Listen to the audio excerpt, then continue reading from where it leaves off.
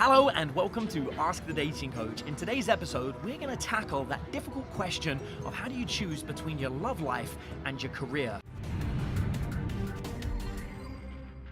Now here at Ask the Dating Coach, we take your real life stories and questions about your dating life and we break down all the different elements that you need to know to help improve your dating life and get the love life that you want. Now today's question came from Chance Henry, and Chance Henry says, I'm an athlete training to go to the Olympics, and as such I'm pretty much focused on that, but I feel alone. I've been in two instances in my life where I've been with an amazing person who I could see myself building a life with, and I was given both times the choice of the girl or sports. And in both instances, the girl was moving away and wanted me to go with them over sticking to my training. I chose sports both times, and I am happy with that choice, as heartbreaking as it was. This is my passion in life. I suppose the next relationship I start, I'm gonna have to lead with, if it's a choice between you or my passion, I'm choosing my passion. I'm not looking for one night stands, and I'm wanting to find someone where we can build together and fight against the tragedy of life together. My question is it fair of me to have this stance if I'm looking to get a meaningful relationship, or is this asking too much? And if it is a fair stance, how do I tell someone it's you or the sports? And I choose sports.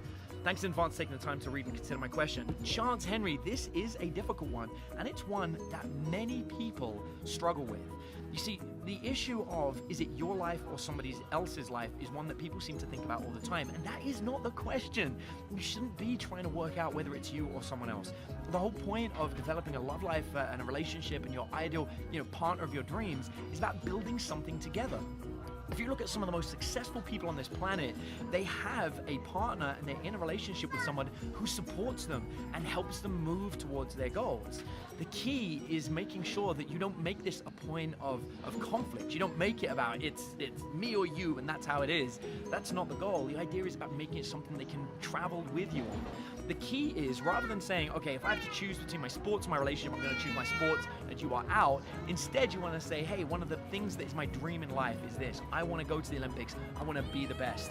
And it's really important for me to be with somebody who can respect my goals and my dreams, and in the same way can enjoy the fact that I want to help them build theirs and I respect theirs. This is a much better way to frame this discussion, a much better way to have this conversation, because what it does is it shows someone that your goals and dreams are incredibly important to you, and it's also incredibly important for you that you find someone that supports them, but at the same time, you're willing to support them in their cause. Now, there are going to be situations that you've experienced, sadly, a couple of times, where in order for someone to achieve their dreams, they are going to have to take some steps that maybe cause the two of you to go into a different location. However, there are so many successful relationships that work long distance that doesn't have to mean the end of the relationship. It might be something that you want to end at that point, but it doesn't have to be. And there are a lot of ways that you can maintain a long distance relationship.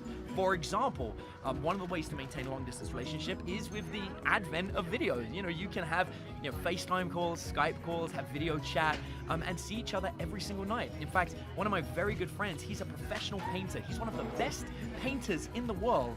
Him and his partner have lived long distance for 2 years. They've both got their own apartments, their own houses, and their own jobs in their respective cities across America. And yet every single night they watch TV together via Skype and FaceTime. They watch movies together. They go on dates together. All of it via the wonderful advent that is video. And never held this together for 2 years. So if you do meet somebody that you fall madly in love with and you like them, you can still stay in a relationship with them while they're pursuing their career and you're pursuing yours. Especially if you think of it like this, ultimately when they're not around, you're kind of single anyway, right? If you're not dating them, then you're single. So why not be in a long distance relationship with somebody you truly care about? Especially if you're not into one night stands or any of these other sort of crazy wild adventures. It doesn't seem like you're the kind of person that needs to go out and be with somebody every single night of the week. So you could maintain a long distance relationship with somebody who truly loves you and who you truly love. And one day, the Olympics will be over. One day it will be finished. And at that point, it'll be very easy for you guys to settle together after having this amazing relationship where you can travel and visit each other all the time and see each other. I'm sure your training schedule is pretty hectic. When I was younger, I actually used to be training to do fencing, and I took it really seriously. I was training 5 days a week, but I still had my weekends. I could still once a month go on a 4-day weekend and go and visit someone and see someone if that's what I really wanted to do. So I think what's really going on here is you're confusing the fact and making yourself believe that you do have to choose between your career and someone else, and the reality is you don't. What you need to do is get better at describing that this is a very important thing for you, and while you would never give it up for somebody else, that doesn't mean that there isn't room for somebody in your life to be there. Their life doesn't have to be focused on your career or on what you do. And I think now we're getting to the real issue that happens in relationships, which is where people go from being alone to suddenly being in a relationship, and they don't know how to handle it. And what happens is there are two ways that people tend to deal with this, and there's a third way that they should be. The first way that people tend to do with it is avoidance, right? This is where I can tell there's a problem, but I'm just going to ignore it, and hopefully it won't be a problem. And then time goes by, and months and months and months go by, and then one day you're like, I can't take it anymore, this is too much, you explode. And your partner's like, whoa, what happened? Where did this come from? Why is this suddenly an issue? And the next thing you know, that causes so much conflict, you can't take it anymore, and it's the end of the relationship. On the flip side, there's the approach that you're looking at doing now, which is conflict, which is where, you're like, this is how it is, and I'm not budging. And you take this really rigid stance. But this new person you're dating doesn't know any of the history. They don't know any of these other points. They may have not wanted to ever make you choose between them and your career. They might have just wanted to focus on your sporting career, but you don't know because you don't really give them a chance. And that's people that tackle everything with conflict. A much better way to handle these situations is with communication. And with communication, you essentially just talk about it. Now, what I do whenever I go on a date with somebody, or when I'm teaching somebody to go on a date with somebody, is I always start off by having communication. But it's not talking about me and them, it's talking about me and other people.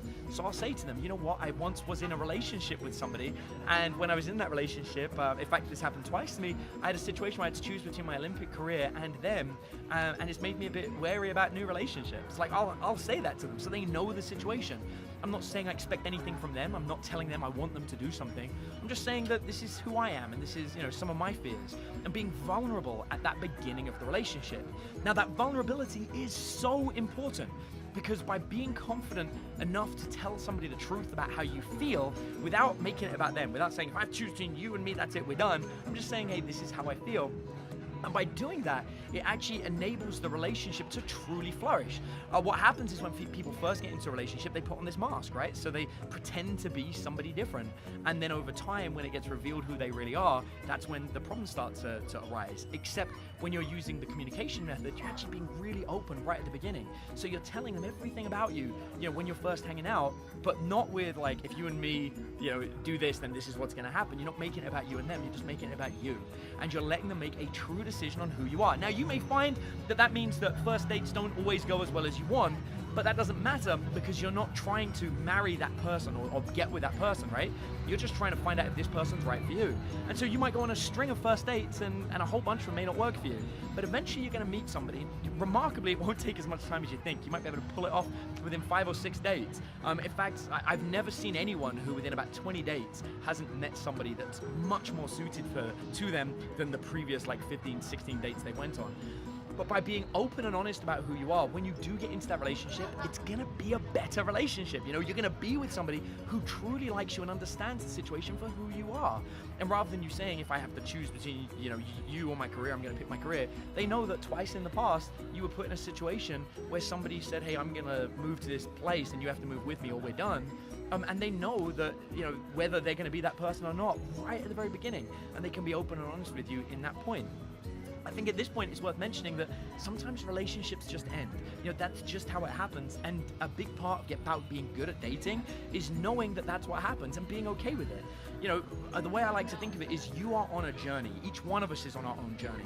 And every so often we meet people that come with us on that journey for a while. And while we hope that it will be forever, more often than not, it isn't.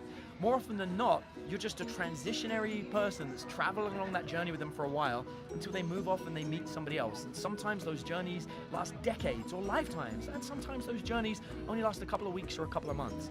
But if you can enjoy the journey, if you can enjoy that and not feel like you own the other person, you're going to enjoy your life that much better. When you're at the Olympics, maybe you want to have a relationship with somebody at the Olympics. Maybe it'd be cool to have some short relationships now and then, not one night, but maybe a few months, and then they just naturally end, and that's okay, because you'll meet somebody new. And by being open to these new experiences, that doesn't mean you have to have sex with everybody that you meet, but it can mean that you just enjoy the journey for a while. You enjoy getting to meet new people, going on dates, having fun, and then when you meet somebody new, you can revisit all those things again. And by doing it in this way, it's going to make you have a much better connection with who you are and the people that you date. Be more comfortable being yourself and being open. And the more you do this, the more suited you're going to be for when you truly find that final person. And maybe it's someone that does a similar sport to you. Maybe it's somebody that has a dream for the Olympics as well, and you can push each other and go on that journey together. But the point is, don't try and force a relationship to be something that it isn't. Don't try and, start off a relationship with conflict and making it about you or them, because that's not what not what it's about. You are on a journey and you're going from one place to another, and they are joining you on your journey, but you're also joining them on theirs. And by finding that balance and putting that time aside to have that relationship, it's what's going to make it so much better. I'll leave you with this final thought, and this is something that everyone should be doing. You've put time aside to focus on your career, to focus on this sporting event, because you want to get really good at sports. I understand that, and I think that's very important. But at the same time, if you also want to be good at relationships, if you want to be good at dating, then you also have to put time aside for your partner, for your relationship. Because if you don't, then that entire relationship is going to collapse. And so the real key is to make sure that you're putting a certain amount of time aside. It doesn't have to be every minute of the day, it doesn't have to be every week, but it needs to be a certain amount of time. And what's cool is if you do a long distance relationship, it's really easy. It's the entire time when you're together, for 4 days out the month or what have you. But then when you go back to being on your own, then maybe it's just half an hour a day and a phone call, and that's it. But by giving yourself dedicated time to train, you are making sure that you've got the best chance of making it to the Olympics. And by giving yourself dedicated time to your relationship, to your partner, and to the people that you truly care about, then you're going to make sure that you're optimizing that too. So ultimately, it's all about great communication, listening, focusing on telling people who you really are without any outcome, and also making sure you've got dedicated time for you and for your partner. Thanks ever so much for watching the show. Now I want to leave you with a couple of things. Number one, I have a live event every single year called Ask the Dating Coach Live, and I am giving away a random ticket, or a ticket for free, to a random person who leaves a comment down below and shares this video. So if you'd like to get a chance to come and meet me in person, then please feel free to leave a comment down below and share this video, and I'll enter you into a monthly draw to win a ticket. And you can learn more about that by going to askthedatingcoachlive.com, by the way. Also, don't forget, if you'd like me to answer a question for you, if you've got a dating problem that you want help with, or something you want to understand, all you got to do is down below leave me a story, give me a background to the situation, and then leave the question itself, and I'll go through them, pick one, and I'll upload it for the next episode of Ask the Dating Coach. So thanks ever so much for watching. I hope you've enjoyed it. Please, if you're not currently a subscriber, please feel free to click subscribe so you don't miss out on any of the other episodes. And there's a tiny little notification button as well that you might want to click on to make sure you get notified when we upload a video. Thanks ever so much for watching the video. There's a free guide with a whole bunch of tips on the best text messages to send as well, which I'm going to be giving away to absolutely everyone that watches the show. If you look down below, you should see a link to get a guide called 3 Simple Texts, and these are just 3 simple text messages that you can send somebody to get a response if maybe somebody's gone quiet, or maybe you've just met someone and you're not sure what text to send.